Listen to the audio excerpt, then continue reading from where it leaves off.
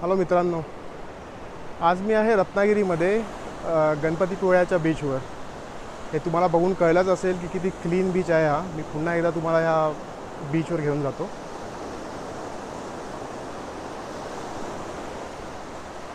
तुम्ही पाहू शकता किती क्लीन आणि किती लांबवर पसरलेला हा बीच आहे. मी आता संध्याकाळी 5 वाजताची ही वेळ आहे आणि मी अशा पार्टमध्ये आहे जिथे जास्त लोक नाही आहेत. आणि हे जे तुम्ही मागे बघू शकता, मी राहायला पण इकडेच आहे. हे MTDCचं एक दुसरं हॉटेल आहे जे गणपतीपुळ्याच्या बीचवरच आहे. तुम्ही बघू शकता इथे एक सुंदर अशी एक टेकडी पण आहे आणि जरा तिथे लांब जर तुम्ही बघितलात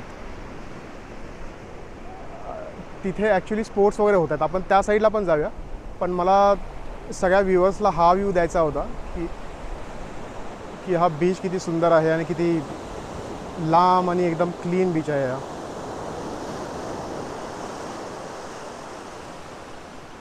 माझा आज पहिलाच दिवस आहे इथे गणपतीपुळ्यामध्ये आणि मला आता इथे खूप मजा वाटते. म्हणजे मी गोव्याला पण जाऊन आलो आहे, पण मला कम्पॅरेटिव्हली हे बीच जरा जास्तच सुंदर वाटतात गोव्यापेक्षा.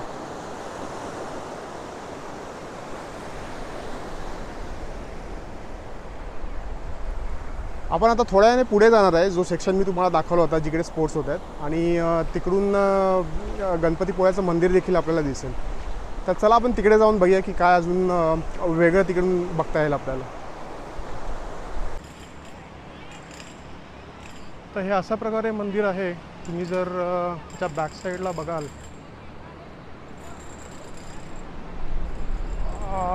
याच्या बॅक साईडला जर तुम्ही बघाल, थोडंसं मी झूम करून बघतो, तर एक अशी मोठी टेकडी आहे. हे पहिलंच असं मंदिर असावं मला वाटतं महाराष्ट्रातलं किंवा देशातलं, जिकडे अशी मोठी टेकडी, त्याच्या पायथ्याशी मंदिर आणि एक्झॅक्टली त्याच्या मागे किंवा समोर जर तुम्ही बघाल तर असा मोठाच्या मोठा समुद्र.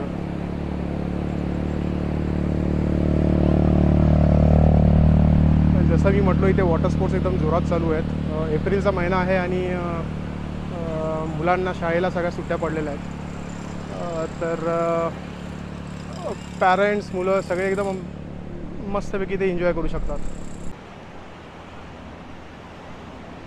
काही लोक उंटाची सफर एन्जॉय करत आहेत. बरेच लोक फोटो घेण्यामध्ये बिझी दिसत आहेत. तुम्हाला जर लांब तिथे दिसत असेल, आता पाण्यामध्ये बऱ्याच साऱ्या बोटी आहेत.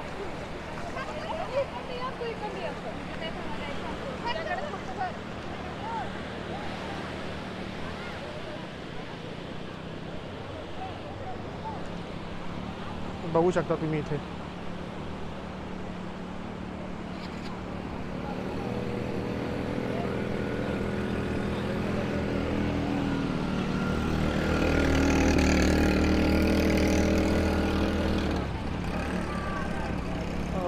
वीकेंडला इथे काय हाल असतील विचार करू शकत नाही मी.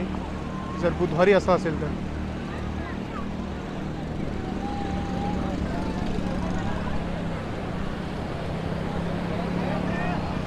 काही जण असे पण करतात की त्यांना वीकेंड्सचं क्राऊड पाहिजे नसतं किंवा अवॉइड करायचं असतं. मग त्यामुळे देखील अशा वीकडेजला गर्दी संभवते.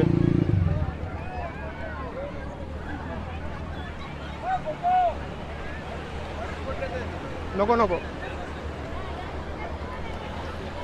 ही एक मी हे नवीनच बघतोय, ड्रॅगन राईड म्हणून. पहिल्यांदा मला वाटलं होतं की हे बनाना राईड आहे, पण हे एक ड्रॅगन राईड आहे.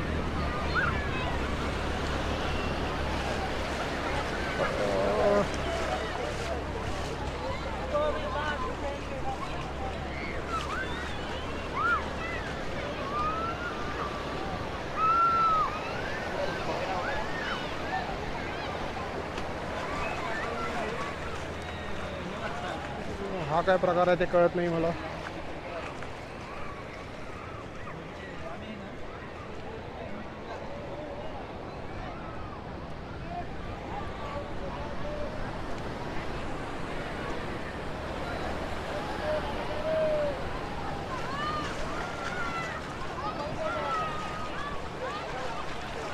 तर बघा इथे ही ड्रॅगन राईड पुन्हा चालू होते.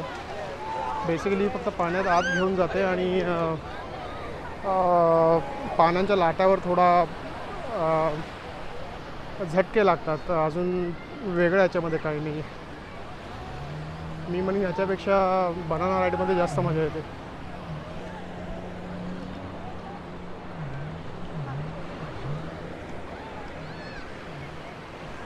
इथे असे समुद्राच्या साईडला थोडे छोटे मोठे इटरीज आहेत जिथे तुम्ही चहा वगैरे घेऊ शकता. मस्त घोडा चाललाय माझ्या साईडने, सुंदर.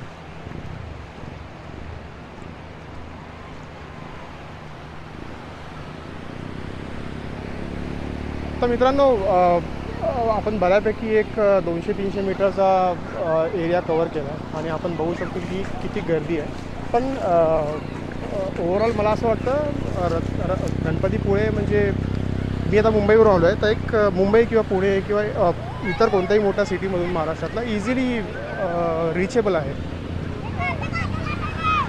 आणि गोवा, मी असं म्हणत नाही की गोवा चांगला नाही आहे, पण मी गोव्याला पण जाऊन आलो आहे. गोवा बऱ्यापैकी कमर्शलाइज झालेला आहे आता. तर मी तर लोकांना रिक्वेस्ट करेन की तुम्ही इथे येऊन टाईम स्पेंड करा. तुम्ही इथे ट्रेनने, बसने, स्वतःच्या गाडीने येऊ शकता.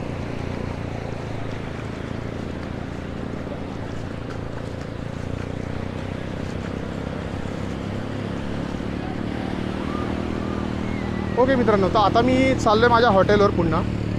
मी MTDCमध्ये राहतो आहे आणि ते हॉटेल म्हणजे एकदम समुद्रावरच आहे. मी तुम्हाला त्याचा पण व्हिडिओ दाखवीन. मी म्हणजे MTDCसाठी असा वेगळा व्लॉग बनवायची माझी इच्छा नाही आहे, पण जस्ट इन केस तुमच्यातलं कुणाला इथे येऊन राहायचं असेल तर माझ्या मते MTDC इज डिसंट ऑप्शन. तर मी तुम्हाला तिकडे, जसं मी म्हटलं, MTDCमध्ये एक नॉर्मल हॉटेल पण आहे आणि एक बांबू स्टेशन म्हणून त्यांचं एक नवीन कन्सेप्ट आहे.